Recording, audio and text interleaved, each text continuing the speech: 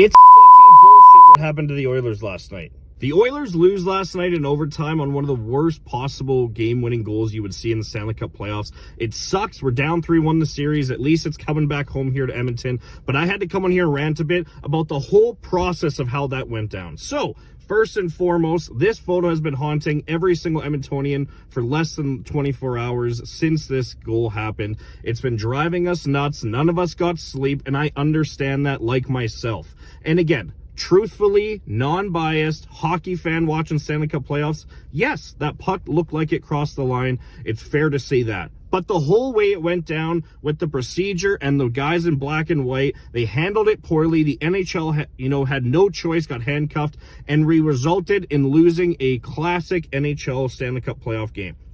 The referees were not even close to the net. You cannot look at that and say, that's a good goal, when the guy's standing with his ass tucked to the boards without a clue of where that puck is. By the time he skates behind the net, Murphy's already moved that puck from the goal line, and then they have no choice but to huddle up because, yeah, maybe the linesman from the blue line had a better vantage point of seeing that puck barely trickle in over the goal line. So they huddle up, they call it a good goal, they handcuff the NHL, and the NHL is saying, you know what, we can't overturn this call because you can't actually see if it crossed the line or not. Yes, you can kind of tell it looks like it crossed the line, but there's no definitive proof for them to overturn that call. They completely butchered it. As a former black and white myself, you got to say no goal, let the NHL see if they want to overturn it and say, you know what, maybe we think it's in, but no, they called a good goal. They don't have the evidence to overturn it. The Oilers get fucked.